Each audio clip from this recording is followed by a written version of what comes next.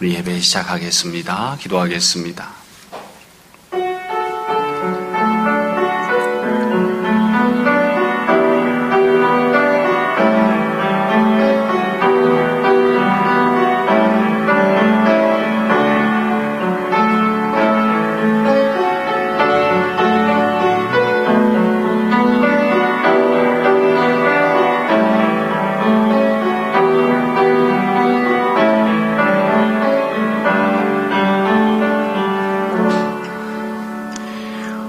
사랑하는 주님, 은혜를 감사합니다. 오늘도 우리를 주일 아침에 불러 모아주시고 주님 앞에 나와 찬양하며 기도하며 예배드리게 하시니 감사합니다. 우리 마음 가운데 주님을 향한 간절한 마음, 또 주님을 사랑하는 마음 주시니 감사합니다. 더욱더 온전하게 주님을 바라보게 하시고 더욱더 깊이 주님을 알아가게 하시고 또 더욱더 아름답게 주님을 닮아가게 하여 주옵소서. 이 아침에도 우리가 예배드리기 위하여 모였습니다. 모두가 다 천국을 바라고 영생을 소망하며 또 이 땅에서 귀한 하나님 나라의 은혜 누리는 예배 시간 되게 하여 주옵소서. 맞을 때까지 주께서 홀로 영광 받으시기 원하며 이 모든 말씀 예수님 이름으로 기도합니다. 아멘. 신앙 고백하겠습니다. 전능하사 천지를 만드신 하나님 아버지를 내가 믿사오며 그 외아들 우리 주 예수 그리스도를 믿사오니 이는 성령으로 잉태하사 동정녀 마리아에게 나으시고 본디오 빌라도에게 고난을 받으사 십자가에 못 박혀 죽으시고 장사한 지 사흘 만에 죽은 자 가운데서 다시 살아나시며 하늘에 오르사 전능하신 하나님 우편에 앉아 계시다가 저리로서 산 자와 죽은 자를 심판하러 오시리라. 성령을 믿사오며 거룩한 공예와 성도가 서로 교통하는 것과 죄를 사해 주시는 것과 몸이 다시 사는 것과 영원히 사는 것을 믿사옵나이다. 아멘. 이 시간 일주일 동안의 삶을 돌이켜보고 주님 앞에 감사와 회개 기도하는 시간 갖겠습니다. 기도하겠습니다. 긍휼히 여기시는 주님, 오늘 주님 감사합니다.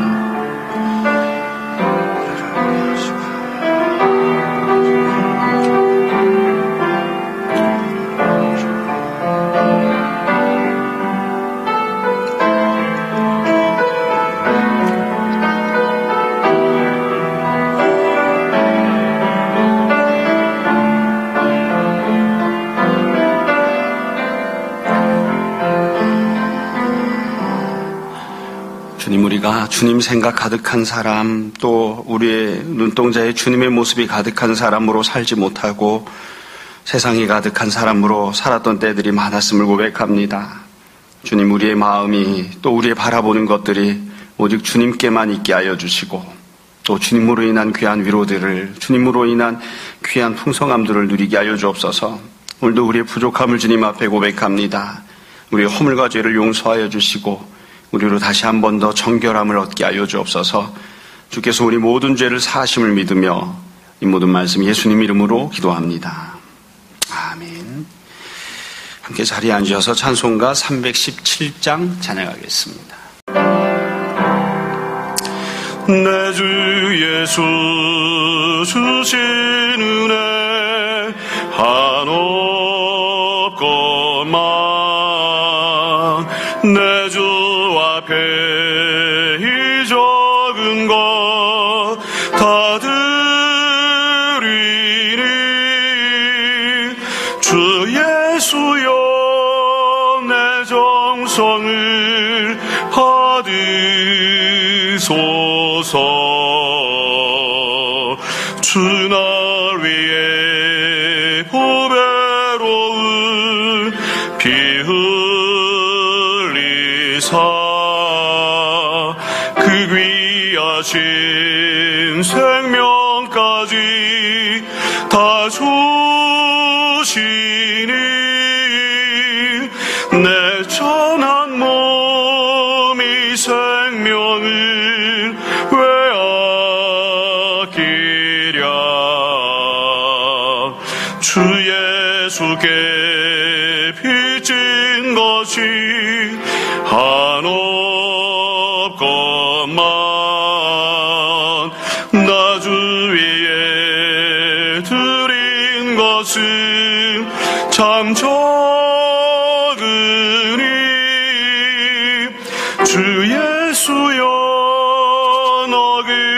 아름답게 보옵소서. 날 위하여 십자가에 피 흘리신 주 예수의 은혜로서 인치시고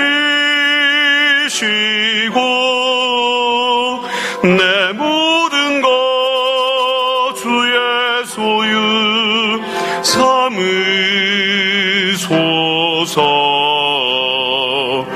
주 날 위해 그 귀하신 몸 버리사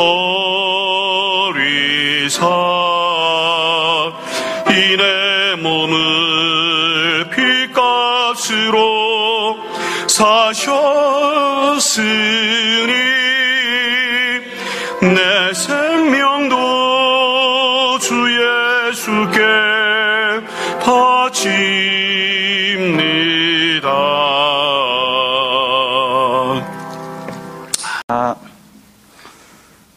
우리와 함께 하시고 지켜주신 주님께 감사와 영광을 돌립니다.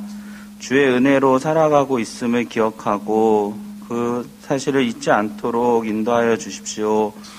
주님께서 동행하여 주심에도 저희는 삶의 자리에서 여러 가지 욕심과 또한 게으름으로 주님을 생각하지 못하고 자주 죄의 길에 서 있고 교만한 모습으로 서 있음을 봅니다. 항상 주님의 은혜를 바라며 말씀을 사모하고 기도로 숨쉬는 저희가 되게 하여 주시옵소서. 코로나가 속히 잠잠해져서 하루속히 성도들이 한자리에 모여 예배드리는 기쁨을 누리도록 하여 주시기를 바랍니다. 또한 예배를 사모하는 마음이 식지 않도록 또한 공동체를 통해 신앙이 성장함을 잊지 않도록 하여 주시고 여러 어려움으로 예배에 나오지 못하는 지체들에게는 주님의 더 큰 위로와 격려가 있기를 기도합니다. 특히 아이들, 유치부 아이들이 가정에서도 신앙의 성장이 잘 이루어지도록 부모님들에게도 지혜를 주시고 인도하여 주시옵소서.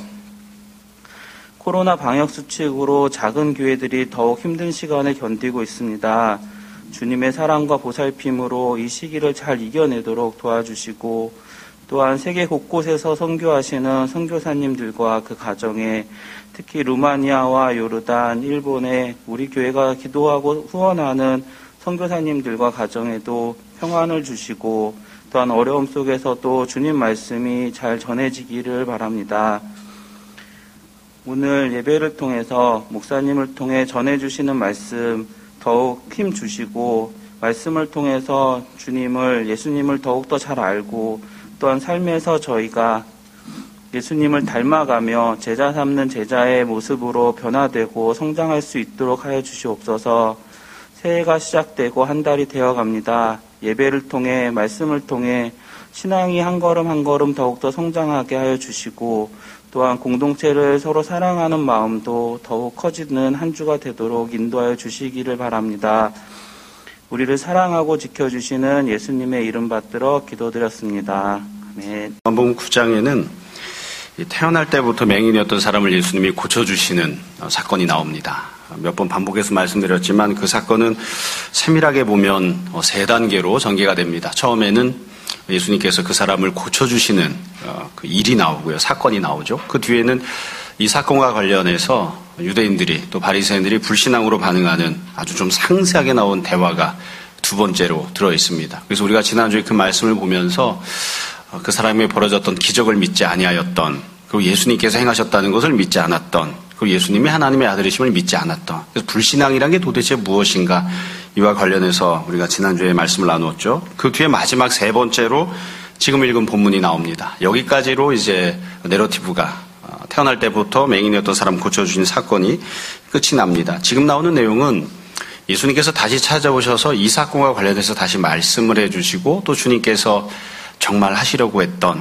복음을 선포하시는 그런 내용이 들어 있습니다. 그러니까 이 내러티브 중에 어찌 보면 지금 읽은 본문이 제일 중요하다 이렇게 볼 수 있어요. 앞에 나왔던 불신앙의 대화를 보면 유대인들 바리새인들이 불신앙적인 태도를 취하고 그 과정에서 맹인에게 넌 어떻게 생각하느냐 이렇게 반복해서 묻는 그런 스타일로 되어 있었는데 지금 예수님이 다시 오셔서 35절에 38절까지에서는 맹인이었던 사람과 대화를 나누시는 내용, 그 다음에 39절에서 41절에서는 바리새인들과 대화를 나누시는 내용으로 되어 있습니다. 그래서 오늘 우리가 본문을 구절 조금씩 설명을 하고 그 이후에 늘 해왔던 것처럼 다시 전체적으로 정리해서 말씀을 보려고 합니다. 먼저 35절에 38절, 맹인이었던 사람, 고침받은 사람과 나누는 대화를 보겠습니다. 두 번에 걸쳐서 말씀을 하시는데 35절에 보면 예수께서 그들이 그 사람을 쫓아냈다 하는 말을 들으셨더니 그 뒤에 보시면 그를 만나사 이르시되 이렇게 되어 있죠. 그러니까 예수님이 이 사람을 다시 찾아오신 겁니다. 그러니까 두 번째 찾아오시고 두 번째 만나주신 거예요. 그리고 다시 만나주신 것도 앞에 처음 만날 때와 똑같습니다. 이 맹인이었던 사람이 어떻게 하면 내 인생의 문제를 해결할까 고민을 하다가 그렇게 하면 되겠다 하고 예수님을 찾아온 절대 그런 모습이 아닙니다. 그 사람은 자기 삶에 대한 계획도 없고 소망도 없고 어떻게 해결할 방법이 없었죠. 근데 예수님이 찾아오신 거예요. 그래서 첫 번째도 예수님이 찾아오셨고 지금도 예수님이 다시 찾아오셨어요. 그리고 예수님이 질문을 하셨습니다. 네가 인자를 믿느냐? 이게 예수님의 첫 번째 질문입니다. 이게 질문이면서 동시에 예수님이 하시고자 하시는 말씀이죠.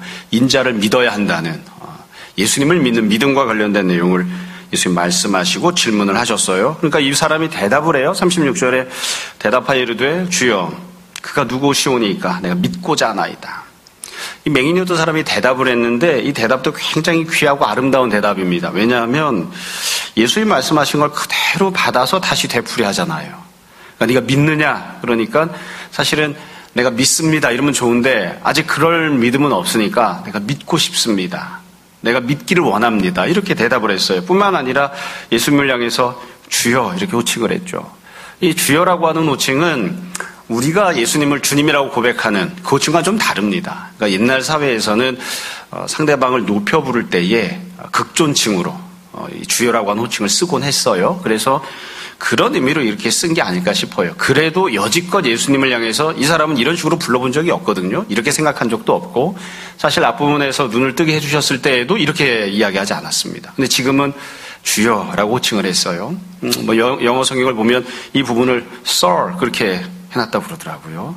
너무 발음이 예민하게 생각하지 마시고 SIR 그래서 이렇게 존칭으로 이렇게 표현을 한 거예요. 그래서 이 사람이 이렇게 귀하게 대답을 합니다. 여하튼 지금 예수님이 첫 번째 주제는 믿음에 대한 내용을 이야기하신 거예요. 그 다음에 이 사람에게 두 번째로 말씀을 하세요. 37절에 보면 예수께서 이르시되 네가 그를 보았거니와 지금 너와 말하는 자 그이니라. 예수님이 또 뭐라고 말씀하시냐면 네가 지금 그 사람을 보았다. 네가 인자를 보았다. 이렇게 말씀하셨어요. 여러분 이 인자를 보았다라고 하는 표현은 우리는 그냥 읽고 넘어갈지 모르지만 현재 이 본문에 나오는 이분에게는 굉장히 가슴 벅찬 표현이죠. 왜냐하면 평생을 맹인으로 살았잖아요. 근데 네가 지금 보았다 이렇게 말씀하셨으니까. 여기서 보았다라고 하는 표현은 두 가지 의미를 갖습니다. 하나는 육적으로 보았다는 거죠. 2000년 전에 갈릴리를 거닐어 다니시던 육체를 갖고 이 땅에 임하신 예수님을 실제로 두 눈으로 보았다는 뜻이기도 하고 단순히 이제 그런 의미만이 아니라 영적으로도 보았다는 뜻입니다. 그러니까 예수님께서 이 참 천지가 창조된 다음에 아무도 행한 적이 없었던 기적을 행하시는 것도 보았고 하나님의 아들이시기 때문에 갖고 있는 권능을 행하시는 것도 보았고 그래서 이분이 바로 메시아구나 구약에서 약속했던 바로 그분이시구나 그것을 얼마든지 믿을 수 있는 그런 근거도 보았다는 거예요. 그러니까 예수님이 네가 이미 보았다라고 말씀하실 때에는 육적으로도 보았고 영적으로도 보았다 그렇게 말씀하신 거예요. 그리고 난 뒤에 지금 너와 말하는 사람 바로 예수님 자신이죠. 내가 바로 그 사람이다.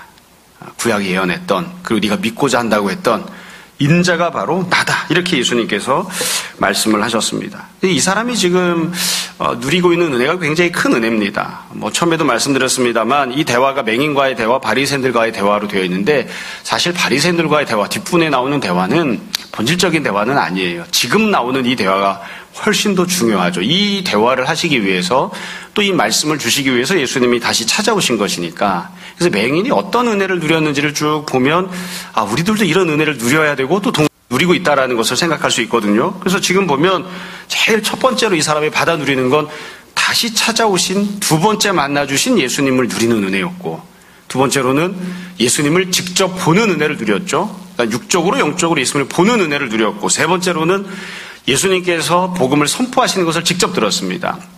우리가 신앙생활을 한다고 할 때에 뭐 간단하게 이야기하면 예수님께서 하나님의 아들심을 믿는 거잖아요. 근데 그 선포를, 그 복음에 대한 내용을 우리가 누구를 통해서 주로 듣냐면 우리가 신앙생활 처음 시작할 때는 믿음의 선배, 초등학생이었던 중학생이었던 나에게 전도했던 사람, 아니면 교회 와서 처음 접했던 사람, 뭐 잘해봤자 목사님 이렇게 듣는 거죠. 여러분 가운데에 베드로한테 이야기를 들어보신 분 없죠? 바울한테 얘기 들어보신 분도 없죠? 심지어 여러분 가운데에 예수님이 하나님의 아들이십니다, 이 선포를 성경에 나오는 인물이나 우리가 알고 있는 유명한 사람한테 들은 사람이 없잖아요. 그런데 이분은 지금 어떻게 듣고 있냐면 다른 어떤 선지자나 예수님 제자들이 아니라 예수님께 직접 듣고 있어요. 그러니까 정말 귀한 은혜를 받아 누리고 있는 거예요. 다시 찾아오시는 예수님, 또 예수님을 보게끔 해주시는 그 예수님, 그리고 복음을 직접 선포해서 자기 자신이 메시아라고 그렇게 복음을 알려주시는 그 예수님 말씀을 지금 이 사람이 듣고 있는 거죠. 자, 그렇게 이 예수님 말씀하시니까 이 맹인이었던 사람이 자기 믿음을 고백합니다. 38절에 보면 이렇게 이야기해요. 이르되 주여 내가 믿나이다.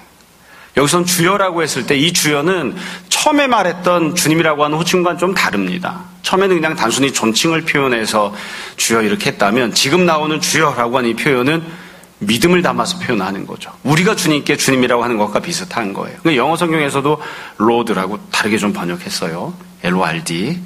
우진아 찾아봐. 그래서 이 주님 이렇게 고백을 하는 호칭을 했고 또 내가 믿습니다. 내가 믿습니다. 그렇게 고백을 했습니다. 그러니까 이분이 마음 가운데 믿음을 가진 거고 입술로도 예수님을 고백하는 그런 행동을 한 거죠. 그리고 맨 뒤에 보면 38절 끝에 아주 인상 깊은 설명이 나오죠. 이 맹인이었던 사람이 절하는지라. 그러니까 예수님께 절을 했다 이렇게 되어 있습니다. 절을 했을 때에는 이 행동은 참 이것도 인상 깊은 행동이에요. 왜냐하면 앞부분에 예수님께서 이 사람이 눈을 뜨게 해주셨을 때, 육적인 눈을 뜨게 해주셨을 때 이 사람이 예수님께 식사 대접 한 번 안 했습니다. 예수님 손을 따뜻하게 한번 잡아주지도 않았습니다. 예수님 앞에 엎드려 절을 하거나 다른 표현을 한 적이 없어요. 그런데 지금은 예수님 앞에 절을 한다고요. 경배를 합니다. 그러니까 이게 앞부분과는 전혀 다르게 행동을 하는 것이고 예수님을 향한 태도도 굉장히 달라졌다는 것을 알 수 있어요. 물론 조금 더 엄밀한 기준을 놓고 보면 우리가 오늘날 신앙생활하는 것을 기준으로 놓고 보자면 이게 완벽하게 예수님께 행동한 건 아니에요. 왜냐하면 정말로 예수님께 온전하게 한다면 주님 앞에 예배를 드려야 됩니다. 근데 지금은 그런 모습까지 가진 않았어요. 그래도 예수님을 향한 행동이 달라진 거죠.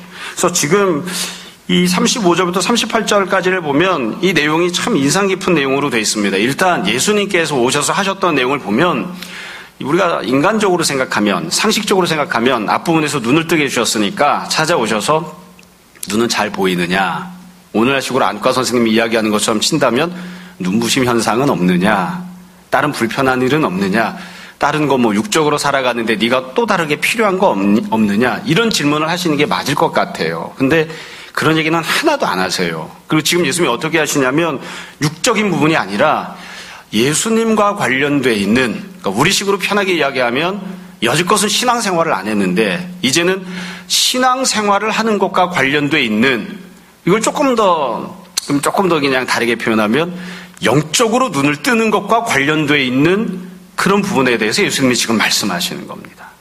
완전히 주제가 달라요. 처음 찾아왔을 때랑 지금은 완전히 내용이 달라요. 그래서 주님께서 이와 같이 이 사람을 다시 찾아오셔서 영적인 눈을 뜨게 하는 그런 행동을 하셨습니다. 그리고 여기에 대해서 이 사람이 믿음으로 다 반응을 한 거예요. 이 사람이 했던 반응을 다시 한번 잘 정리를 해보세요. 물론 예수님이 처음에 찾아오셨죠. 찾아오신 건 이 사람이 했던 행동은 아니니까 근데 그 은혜를 받은 겁니다. 다시 찾아오신 예수님을 맞아들였고, 첫 번째로는 이 사람이 눈을 떴습니다. 육적인 눈만 뜬 게 아니라 영적인 눈을 떠서 예수님을 봅니다.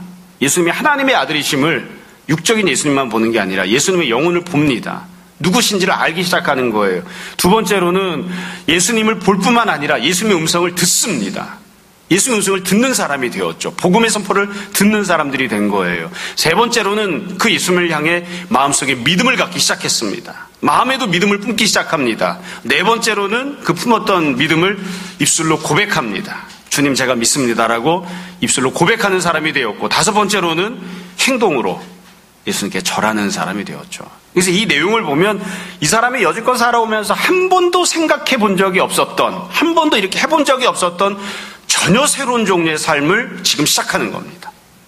쉽게 이야기하면 신앙생활을 지금 시작하고 있는 거죠. 영적인 눈을 지금 뜨기 시작하는 겁니다. 그래서 이 사건이 그런 점에서 굉장히 중요해요. 예수님께서 이것을 행하시기 위해서, 이 은혜를 베푸시기 위해서 이 사람을 다시 찾아오신 겁니다. 만약에 육적으로 눈을 뜬다면, 그것으로 모든 문제가 해결이 된다면, 그게 삶의 본질이라면 예수님께서 다시 찾아오실 필요가 없었을 거예요. 육적인 문제만 해결해 주시고, 부자가 되게 해주시고, 눈만 뜨게 해주시고, 건강만 회복하게 해주시고, 그 사람이 바라고 있던 삶의 문제를 그냥 이 세상에서 살 수 있게만 해주시면, 그게 만약에 본질적인 문제였다면, 그렇다면 예수님이 다시 찾아오실 필요가 없었겠죠. 근데 그렇게 하시지 않았습니다. 그래서 결국 예수님께서 이 사람과 관계하셨던 모습을 놓고 보면 결국 두 번 예수님이 찾아오셨죠. 첫 번째 찾아오셨을 때 이 사람의 삶의 문제를 해결해 주시고 선천적인 장애 문제를 고쳐주셨습니다. 육적인 눈을 뜨게 해주셔서 누가 봐도 이전과 다른 사람이 되게 해주셨어요. 그것만이 아니라 예수님이 두 번째 찾아오십니다. 두 번째 찾아오셔서 이번에도 마찬가지로 누가 봐도 이전과는 전혀 다른 사람이 되게 만들어주셨어요. 영적인 눈을 뜨게 해주신 겁니다. 이 두 가지 은혜를 예수님이 베푸셨습니다. 이게 주님께서 이 사람을 사랑하셨던 모습이고 또 예수님께서 이 사람에게 은혜를 베푸셨던 그런 모습입니다. 그렇기 때문에 동시에 우리도 마찬가지로 생각을 해야 돼요. 여러분, 이것이 영적인 눈을 뜬다고 하는 의미거든요. 그러니까 우리가 영적인 눈을 뜬다 이렇게 했을 때에 어떤 분들은 물론 그런 게 전혀 없는 것은 아니지만 나는 전엔 안 보였는데 천국이 보입니다. 나는 천사가 보입니다. 미래에 어떤 일이 벌어질지 그런 일들도 막 보입니다. 그럴 수도 있습니다. 그건 굉장히 적은 경우이고 그게 영적인 눈을 뜨는 본질적인 모습이 아니에요. 영적인 눈을 뜬다고 하는 것은 자꾸 뜬다 여기에다 초점을 맞추면 막 무언가를 본다고 하는 것에 생각이 맞춰줄 수 있는데 그게 아니라 신앙생활을 시작하는 겁니다. 이전에는 몰랐는데 이제는 예수님과 관련된 것들을 알기 시작하는 겁니다. 이전에는 그렇게 안 했는데 이제는 예수님을 섬기며 살기 시작하는 겁니다. 그래서 예수님과 전혀 다른 관계를 형성하고 예수님과 전혀 다른 그런 관계를 발전시켜 나가면서 이전과는 전혀 다른 새로운 피조물이 되어지고 새로운 삶을 사는 거예요. 여지껏과 완전히 다른 삶을 사는 거예요. 그래서 누가 봐도 제3자가 봐도 저 사람은 옛날에는 맹인이었는데 눈을 떴네. 그것과 마찬가지로 저 사람이 옛날에는 신앙생활 안 했는데 지금은 신앙생활을 하네. 저 사람이 옛날에는 예수님을 안 믿었는데 지금은 예수님을 믿네. 저 사람이 옛날에는 저렇게 생활을 안 했는데 지금은 전혀 새로운 삶을 살고 있네. 그렇게 인정하는 완전히 새롭게 되어지는 그런 삶을 살기 시작하는 거예요. 다시 말씀드립니다. 우리는 다 영적으로 눈을 뜬 사람들입니다. 여러분, 만약에 예수님이 육적인 눈을 뜨게 하는 게 이 땅에 오셨던 삶의 목적이라면 예수님은 일정 부분 실패한 겁니다. 왜냐하면 예수님 믿는 성도들 중에 맹인들이 많이 있습니다. 육적으로 눈이 안 떠졌는데도 예수님 믿고 있는 사람들이 많습니다. 그런데 예수님께서 결코 실패하지 않는 부분, 절대로 은혜를 베푸시는데 예외가 없는 부분이 있습니다.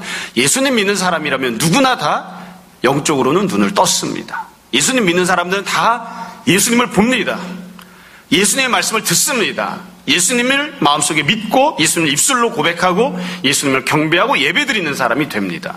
그러니까 이건 한 번도 예수님이 실패하거나 예외가 없어요. 우리가 영적인 눈을 떴다고 하는 것은 이런 은혜를 누리는 사람들이 다 되었다라는 것이죠. 다시 말씀드리지만 결국 누가 봐도 달라진 신앙생활을 시작하는 사람, 예수님을 믿고 섬기는 사람, 제자가 되었다는 것이 바로 영적인 눈을 떴다는 겁니다. 주님께서 이 은혜를 베푸시고자 이 사람을 찾아오신 거예요. 그 뒤에 불신앙으로 반응했던 바리새인들과 관련해서 예수님이 대화를 하십니다. 그 내용이 39절부터 41절에 나와요.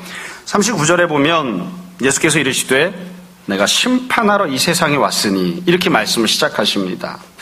이게 참 불행한 내용이죠.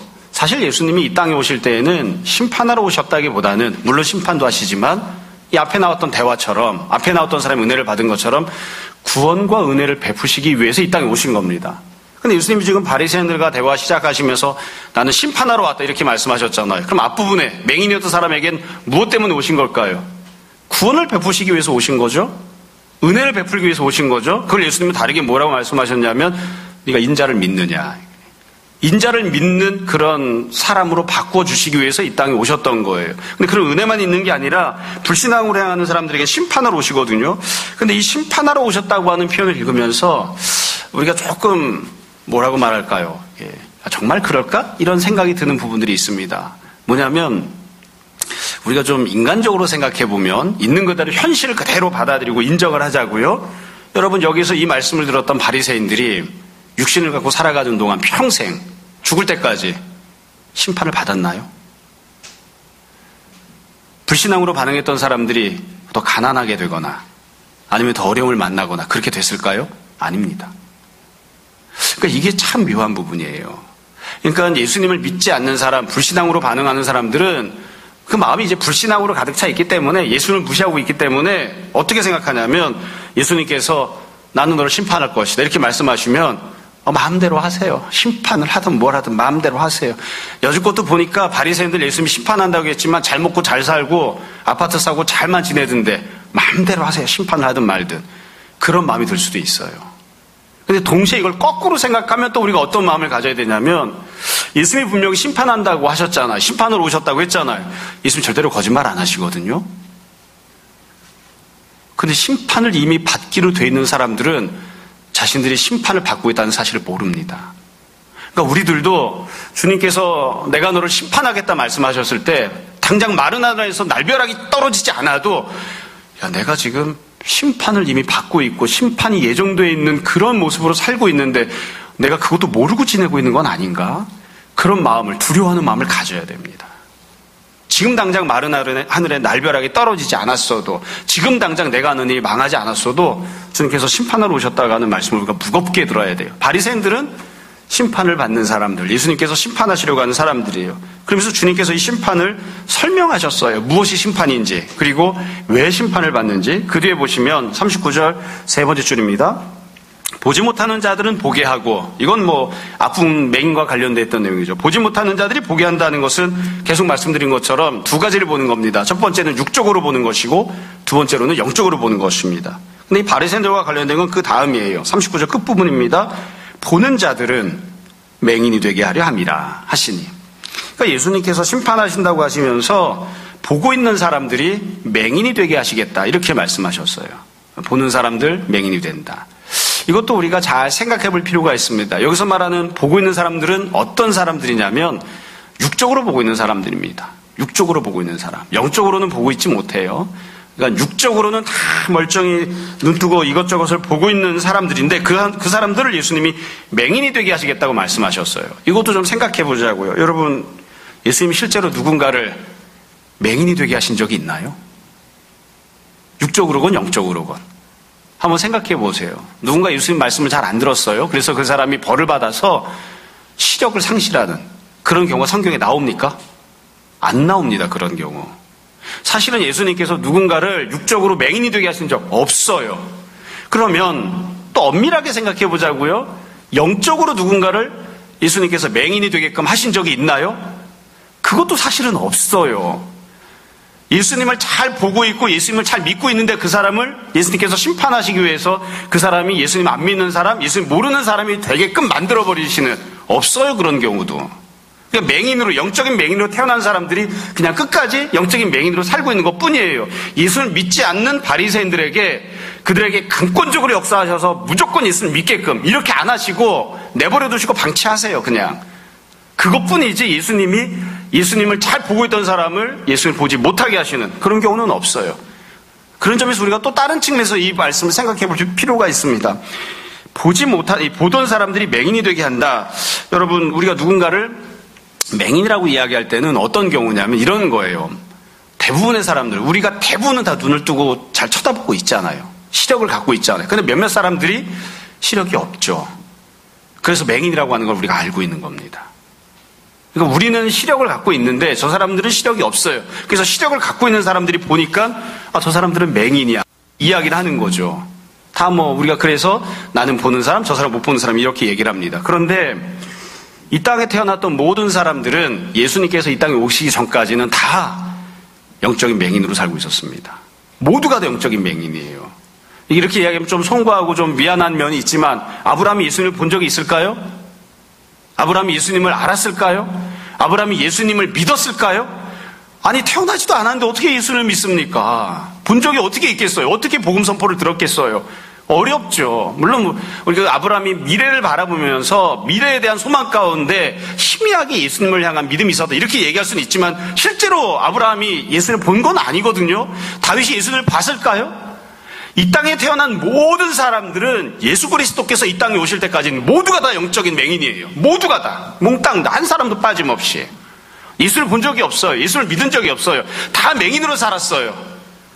그래서 이때는 사실 문제가 없었습니다. 문제가 없었는데 지금 어떤 일이 생겼냐면 예수님이 이 땅에 오셨죠. 그래서 지금 이 본문에 나오는 것처럼 맹인이었다가 육적인 눈을 뜰 뿐만 아니라 영적으로 눈을 뜨는 사람이 생긴 거예요. 예수님을 본 사람, 예수님 하나님의 아들로 고백하는 사람, 예수님을 경배하는 사람이 생기기 시작한 거예요. 그러니까 처음에 태어날 때는 모두가 다 영적인 맹인으로 태어났는데 근데 그 중에 어떤 사람들이 주님을 만나고 주님을 믿고 은혜를 받으면서 영적인 눈을 뜨기 시작한 거예요. 그러니까 영적으로 눈을 감고 있는 사람과 영적으로 눈을 뜬 사람이 구별돼서 생기기 시작한 거죠. 그리고 나서 영적으로 눈을 뜬 사람들이 이야기를 시작합니다. 태어날 때부터 영적으로 맹인인 사람들에게 너희는 맹인이야 이렇게. 주님이 지금 그 얘기를 하시는 거예요. 너희가 맹인이 될 것이다. 육적으로 본다고 하지만 그러나 너희는 보지 못하는 맹인이 될 것이다. 원래 태어난 모습 그대로 있는 거예요. 그런데 육적으로 뿐만이 아니라 영적으로 눈을 뜨게 된 사람들이 자꾸 이야기를 하는 너희는 맹인이야. 좀 다른 식으로 말씀을 드릴게요. 아마 여러분들도 이런저런 삶을 살면서 무언가에 대해서 눈을 뜨기 시작하는 그런 경험들이 있을지 모르겠어요. 예전에는 저는 군대를 안 갔다 왔지만 전쟁을 하거나 이럴 때에는 야간에는 전쟁 못했습니다. 안 보이잖아요. 어디다 대고 총을 쏘고 어디다 대고 포를 쏠 겁니까? 아무것도 안 보이잖아요. 저쪽 편도 아무것도 안 보이고 우리도 아무것도 안 보여요. 그러니까 전쟁은 낮에 하는 거지 밤에 하는 게 아니에요. 만약에 밤에 하려면 어떻게 해야 될까요? 불을 피워야죠. 횃불을 올리고 조명탄을 쏘고 뭔가를 해야 되겠죠. 그런데 기술이 발달하면서 달라졌죠. 적외선 망원경이 생긴 겁니다.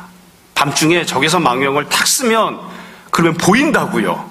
그러니까 그 기술을 갖고 있는 사람들, 예전에는 모두가 다 밤이 되면 맹인이나 마찬가지여서 밤에 나가서 전쟁을 할 수가 없었어요. 근데 그 기술을 갖고 있는 사람들이, 그 기술을 개발한 사람들이 적외선 망원경을 탁 쓰고 적은 아무것도 안 보이는데 나는 총 들고 가서 쏘고 다니는 거죠. 그러면 어떻게 되는 거냐면 나는 이제 눈을 뜬 거예요. 보이기 시작하니까.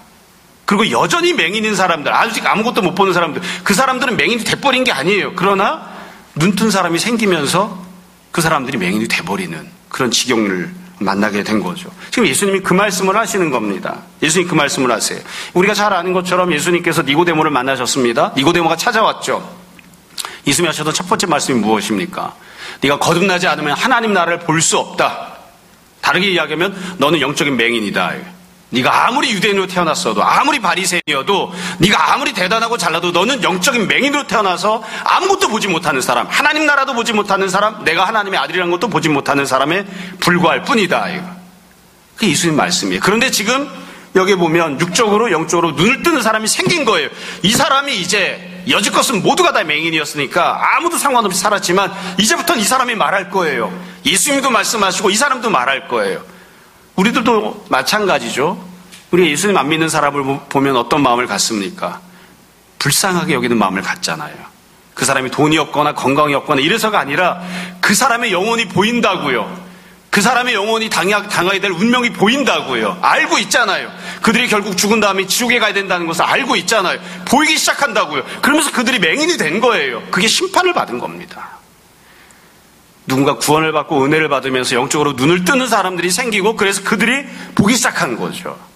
예전에는 어떻게 했느냐? 돈이 있어야 행복하게 살고 건강이 있어야 행복하게 산다고 생각을 했어요. 그래서 모두가 다 어땠냐면 인생은 다 똑같지 뭐 다 힘들어, 다 어려워, 다 불행해 그러고 살았어요. 그래서 누군가 힘들다고 이야기하면 선배들이 그랬다고요. 다 그런 거야. 사는 게 그렇지 죽어야 편하네. 사는 길에 다 힘들고 어려운 거지. 그랬어요. 그랬는데 어떤 사람들이 대답하기 시작한 거예요. 아닙니다. 그렇지 않습니다. 우리가 여지껏 인류 역사를 보면 죽음을 피한 사람이 아무도 없기 때문에 지구라고 하는 큰 덩어리 자체가 큰 무덤에 불과해서 모두가 다 죽음을 향해 나아가고 있고 모두가 다 무덤을 향해 나아가고 있어서 거기서 피할 수 있는 사람이 아무도 없다고 생각했지만 아닙니다. 그렇지 않습니다. 돈이 없어도 가난해도 건강을 이 땅에서 내가 원하는 걸 성취받고 살지 못해도 안식을 누리고 살 수 있습니다. 행복하게 살 수 있습니다. 건강하게, 평안 가운데, 기쁨 가운데 그렇게 살 수 있습니다. 모두가 다 벌벌벌 떨어도 담대함 가운데 살 수 있습니다. 당신은 그걸 보지 못했지만 나는 그걸 이제 보기 시작했습니다. 그 이제 신앙생활 시작한 거예요. 예수를 믿기 시작하면서 우리가 완벽하게 누리진 못하지만 이 땅에서도 안식을 누리기 시작한 거예요. 그래서 이야기를 한다고요. 손 들고 이야기를 한다고요. 아니요, 그렇지 않아요. 우리는 가난해도 평안하게 살 수 있습니다. 가난해도 행복하게 살 수 있습니다. 내가 조금 건강을 잃어도 그래도 내가 이 땅에서도 안식을 누리고 살 수 있습니다. 눈을 뜬 거예요, 이제. 눈을 뜬 사람들이 생겼기 때문에, 그렇기 때문에 태어날 때부터 맹인으로 있던 사람들이 맹인이 되어버린, 심판받은 겁니다. 그 뒤에 예수님께서 이렇게 또 말씀을 하셨어요. 40절 바리새인들이 대답하는 내용이 나옵니다. 바리새인 중에 예수와 함께 있던 자들이 이 말씀을 듣고 이르되 우리도 맹인인가? 그러니까 바리새인들은 자신들이 맹인이라는 사실을 인정하지 않아요. 인정하지를 않아요. 자기들이 맹인인가 이렇게 이야기를 한다고. 그러니까 예수님이 41절 이렇게 말씀하십니다. 예수께서 이르시되 너희가 맹인이 되었더라면 죄가 없으려니와 본다고 하니 너희 죄가 그저 있느니라. 너희가 본다고 하기 때문에 너희 죄가 그저 있다. 이렇게 말씀하십니다. 죄가 그저 있다라는 말은 보기 때문에 죄가 남아있다는 뜻은 아니에요. 사실은 만약에 눈을 뜨고 보면 나 자신이 맹인이라는 것도 보고 예수님이 하나님의 아들이시라는 것도 보고 나에게 죄가 있다는 것도 보고 그 문제를 오직 예수님만 해결하실 수 있다는 것도 보고 이래야 죄를 회개하고 죄사함을 받고 죄 문제를 어떻게든 치워버릴 수가 있어요. 근데 보이지 않기 때문에 그 일을 하지 않는 거예요. 그러니까 사실은 모든 사람은 다 죄인으로 태어나요. 맹인이건 맹인이 아니건. 근데 우리가 눈을 뜨면, 영적으로 눈을 뜨면 제일 먼저 내 안에 있는 죄가 보입니다. 이렇게 살면 안 되는데 내가 예수님 없이 살았구나 이런 모습이 보여요. 그리고 예수님 앞에 나아가서 그 죄를 회개하고 그것들을 털어버리거든요. 근데 내가 맹인이니까 그러니까 이게 어떻게 해결이 안 되는 거예요. 회개하지 않으니까. 또 이 사람들이 어떤 사람들인지를 현실적으로 생각해 보자고요. 앞부분에 보면 이분들은 바리새인들이어서, 바리새인이라는 말은 유대인이고 율법을 갖고 있고 열심히 신앙생활하는 거죠. 예수님을 향해서 그렇게 정죄했습니다. 안식일인데 왜 일을 하지? 그 예수님을 죄인이라고 이야기를 했던 사람들이에요. 그러니까 이 사람들은 왜 자기가 본다고 생각하느냐? 저 사람도 율법이 없지만 난 율법이 있거든요. 저 사람들은 이방인이지만 나는 유대인이거든요. 저 사람들은 그냥 신앙생활 대충 하지만 나는 바리새인으로 열심히 신앙생활하고 있거든요.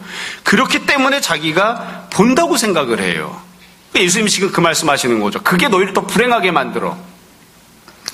조금 적나라하게 이야기하면 이렇게 이야기할 수 있습니다. 저 사람은 가난하니까 뭐 저렇게 힘들고 어렵게 살지 몰라도 나는 돈이 있기 때문에 괜찮아. 저 사람은 월세를 사니까 나는 아파트가 있으니까 괜찮아. 저 사람은 건강을 잃었으니까 나는 건강하니까 괜찮아. 이렇게 생각하는 거예요. 주님이 말씀하시는 거죠. 차라리 그게 없었더라면 네가 맹인이라는 사실을 알았을 텐데. 여러분 반복해서 말씀드리지만 유대인으로 태어난 거 특권이 맞습니다. 저도 할 수만 있었으면 유대인으로 태어나고 싶습니다. 주님이 제게 주신 은혜가 그냥 이것뿐이기 때문에 한국 사람으로 태어난 겁니다.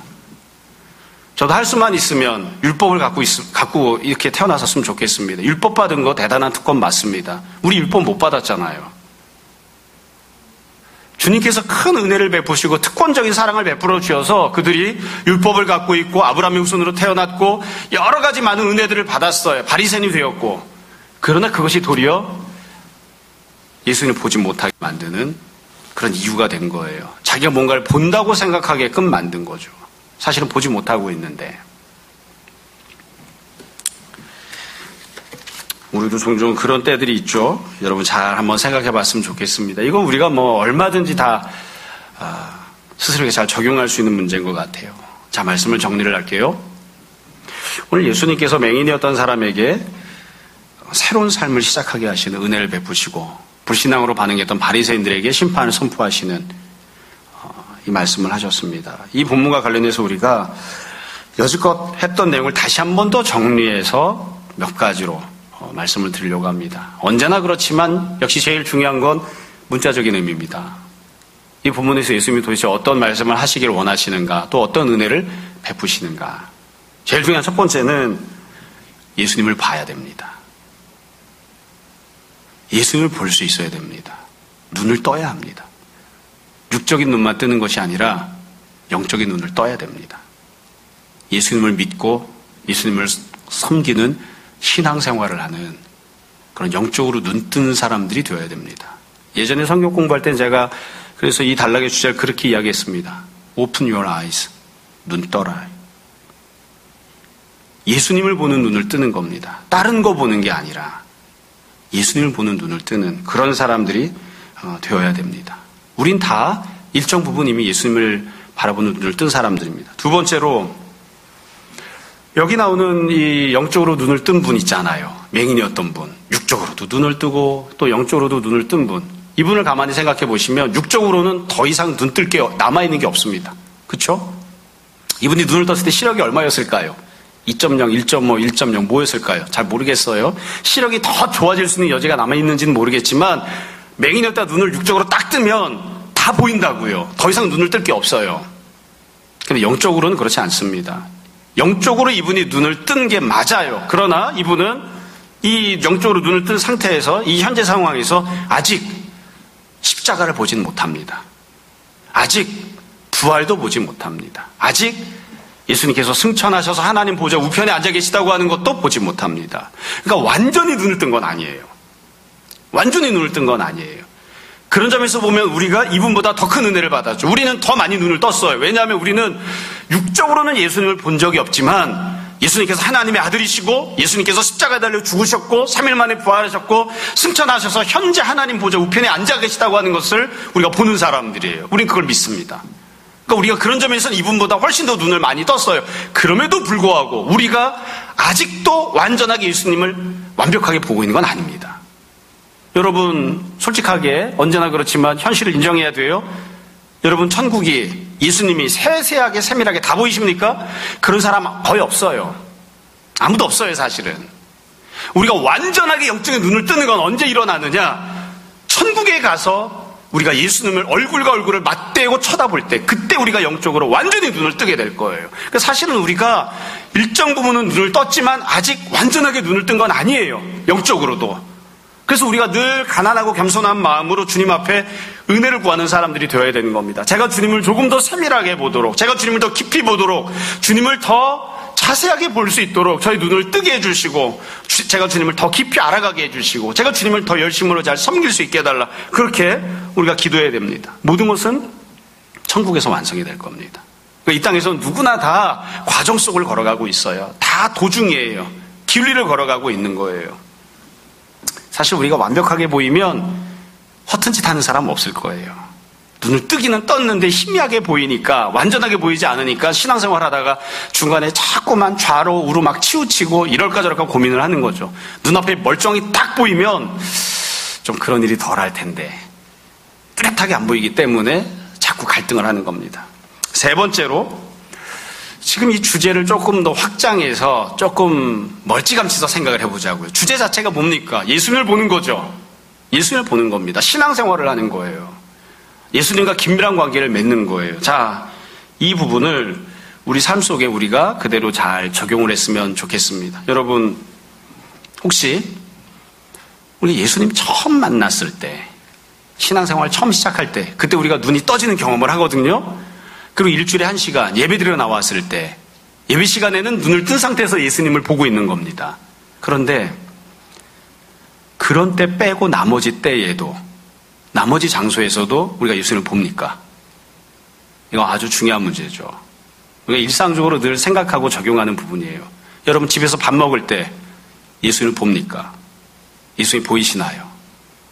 예수님 말씀을 듣습니까? 직장에서 직장 생활하고 다른 사람들과 관계를 맺고 지낼 때, 길거리를 걸어갈 때, 학교에서 그때도 예수님의 말씀을 듣고 있습니까? 그때도 예수님을 고백하고 경배합니까? 대부분 성도들이, 저를 포함해서 대부분 성도들이 이 부분에 대해서 고민을 많이 하죠. 내가 예배드리러 나와서 예배드리는 그 1시간에는 예수님이 보였는데, 근데 실제로 그 1시간을 뺀 일주일 동안의 모든 수백 시간 동안에 나는 예수님을 본 적이 없는데, 예수님이 보이지 않는데, 그리고 사실은 예수님과 아무 상관없는 사람처럼 그냥 지내는 그런 때들은 없는가? 우리가 생각해 봐야 됩니다. 그러니까 늘 그 질문 던져야 돼요. 나는 예수님을 보는 사람인가? 영적으로 눈을 뜨고 있는 사람인가? 학교에서도, 집에서도, 길거리에서도 늘 생각해야 됩니다. 이걸 조금 더 확장하면 이렇게 이야기할 수 있습니다. 지금 이 사건은 태어날 때부터 선천적인 장애를 갖고 있는 사람의 문제죠. 영적으로는 태어날 때부터 선천적으로 예수님을 보지 못하는 사람의 문제입니다. 그 문제를 예수님이 해결하십니다. 그러니까 우리가 해결할 수 없는, 우리가 선천적으로 갖고 태어난 한계, 문제, 장애, 심판, 기타 등등 이런 큰 문제들 뿐만 아니라 사소한 자질구레한 모든 문제들도 예수님이 해결자가 되십니다. 그걸 봐야 되는 겁니다. 그걸 보지 못하면 우리가 다 눈 감은 맹인으로 살고 있는 것이니까요. 마지막으로 한 가지만 말씀드리고 마치겠습니다. 처음부터 계속 반복해서 말씀드리지만 이 사건은 예수님이 2번 찾아가신 사건입니다. 첫 번째는 예수님이 맹인을 찾아가셔서 육적인 눈을 뜨게 해주셨습니다. 두 번째로는 그 사람이 영적인 눈을 뜨게 해주시고 신앙생활을 시작하게 하셨습니다. 누가 뭐라고 해도 본질은 두 번째입니다. 신앙생활을 시작하고 영적인 눈을 뜨는 것. 이게 본질입니다. 이건 아무도 부정할 수 없어요. 그러나 예수님께서 첫 번째 베푸셨던 은혜도 마찬가지로 본질입니다. 육적인 눈을 뜨게 해주셨던 것. 그러니까 우리가 이 사건을 보면서 영적인 눈을 뜨는 게 중요해. 당연하죠. 그리고 나서 옆에 있는 사람에게 영적인 은혜를 받으라 이렇게 이야기하고 그 사람이 당하고 있는 육적인 곤고함이나 육적인 맹인됨을 어떻게 해서든 조금이라도 개선시켜주고 도와주려고 하는 행동을 하지 않으면 그건 우리가 엄밀하게 이야기하면 절반만 주님 말씀을 받은 겁니다. 그러니까 우리가 늘 생각해야 됩니다. 육적으로 맹인으로 살아가는 사람 어떻게 하면 도와줄 수 있을까? 이거 우리 스스로에도 마찬가지예요. 내가 갖고 있는 육적인 문제를 어떻게 하면 주님으로부터 은혜를 받아 누릴까? 어떻게 하면 내가 영적으로 주님으로부터 은혜를 받아 누릴까? 나 자신에게도 그렇게 생각해야 되고 동시에 우리가 직분을 감당하고 무언가를 할 때에 주님 말씀대로 순종할 때에도 어떻게 하면 내가 육적으로 맹인인 저 사람을 도와줄까? 그리고 저 사람에게 영적인 눈을 뜨게 해줄까? 두 가지를 다 생각해야 됩니다. 그저 영적인 문제만 해결하고 영적으로 눈을 뜨면 그냥 만사오케이고 다른 것은 아무것도 필요 없다. 그것은 또 주님이 역사하신 것과 다르다고 하는 것을 생각했으면 좋겠습니다. 여러분, 우리가 다 은혜를 받아서 육적으로도 눈을 뜬 사람, 영적으로도 눈을 뜬 사람들이 되었습니다. 우리가 다 은혜를 받아서 주님께서 역사해 주셔서 주님을 믿는 믿음을 가지고 이전과는 다르게 신앙생활하는 사람들이 되었습니다. 조금 더 눈을 크게 뜨고 날마다 주님을 마음에 가득 품고 날마다 우리의 눈동자에 주님만이 가득하시고 날마다 주님을 경배하는 그런 아름다운 삶을 살았으면 좋겠습니다. 주님을 만난 첫 순간이나 예배드리는 예배 시간뿐만이 아니라 집에서도 길거리에서도 밥을 먹을 때에도 혼자 앉아있을 때에도 직장에서도 학교에서도 예수님을 보는 사람, 예수님을 믿는 사람, 예수님을 경배하는 사람들로 눈을 뜬 그런 사람들로 살았으면 좋겠습니다. 주님께 늘 인정받고 칭찬듣는 그리고 늘 은혜가 가득한 여러분들 다 되시기를 주님 이름으로 축원합니다. 잠시 기도하겠습니다. 오늘 말씀을 줍니다. 우리 1월달은 하루에 30분씩 신약 성경을 통독하는 달입니다. 이제 일주일 남았습니다. 여러분 가정에서 시간 내셔서 30분 정도씩 소리내어 성경 읽었으면 좋겠습니다. 오늘부터 좌석수 10%에 해당하는 인원이 현장 예배를 드릴 수 있게 이렇게 되었죠. 여러분이 각각 적절하게 잘 판단하셔서 할 수 있는 대로 함께 모여서 예배 드릴 수 있도록 했으면 좋겠습니다. 다음 주일 1월 30일에는 주일학교 새해 대면식, 그러니까 어른들이 하는 표현을 하면 신년 할애식 이런 거 하려고 생각하고 있습니다. 중고등부는 오후 1시 20분부터, 유초등부는 오후 3시부터. 그래서 주일학교 자녀를 두고 있는 가정들에서는 이걸 염두에 두시고 예배 시간 정해서 나오시기 바랍니다. 아침에 9시에 나와서 예배 드리고 하루 종일 뒤에서 애들이랑 놀겠다. 이래도 상관은 없습니다만 적절하게 잘 해주시고요. 지난주에도 말씀드렸지만 새해 대면식 한다고 해서 20명, 30명씩 그렇게 모이면 얼마나 좋겠습니까만 우리 모여도 서너 명 이렇게밖에 안 됩니다. 그러니까 부담 갖지 마시고 서로 이렇게 거리 잘 두고 짧게 진행을 할 거니까 가급적 참석해 주시기 바랍니다. 이번 토요일에는 토요일 예배가 없을 수도 있습니다. 혹시 토요일 예배 나오려고 생각하셨던 분들은 제가 목요일이나 금요일에 보내는 공지사항을 잘 참조해 주시기 바라고요. 다음 주일에는 2월달 필독서를 판매하려고 생각하고 있습니다. 근데 혹시 못할지도 모르겠습니다. 근데 다시 이제 필독서를 정하고 책을 좀 읽고 이렇게 하려고 하니까 그렇게 알고 계시고요. 주부에는 없는데 우리 교회 환우들을 위해서 기도해 주시기 바랍니다. 이준상 장로님 항암 치료를 하고 있고요. 그리고 우리 찬영이 엄마도 뭐 간단한 수술이지만 또 지난주 중에 수술을 했습니다. 그래서 뭐 이렇게 수술을 하거나 치료를 받거나 이런 분들 잘 회복할 수 있도록 위해서 기도해 주시기 바랍니다. 자, 우리 함께 자리에서 일어나서 찬양하고 제가 축도하고 예배 마치겠습니다. 감사해요.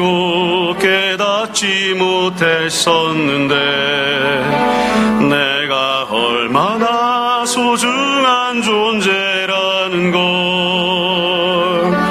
태초부터 지금까지 하나님의 사랑은 항상 날 향하고 있었다는 걸 고마워요.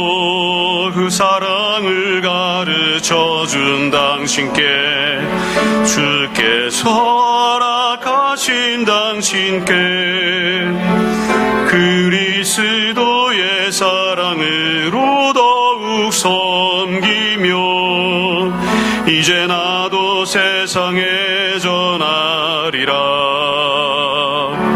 당신은 사랑받기 위해 그리고 그 사랑 전하기 위해 주께서 택하시고 이 땅에 심으셨네. 또 하나의 열매를 바라시며 당신은 사랑받기 위해 그리고 그 사랑 전하기 위해 주께서 택하시고 이 땅에 심으셨네. 또 하나의 열매를 바라시며 기도하겠습니다. 주님 은혜를 감사합니다. 육적으로 영적으로 우리에게 날마다 일용할 양식과 은혜를 베풀어 주시고 우리가 다 눈을 뜨고 마음을 열고 주님을 보며 주님을 믿게 하시니 감사합니다. 더욱더 진실한 마음으로 더욱더 귀한 마음으로 주님을 사랑하게 하시고 오직 주님만 온전하게 바라보는 우리들이 되게 하여 주옵소서. 주 예수 그리스도의 은혜와 하나님 아버지의 사랑과 성령의 함께 하심이 사랑하는 모든 성도들 위해 지금부터 영원히 함께 있을지어다.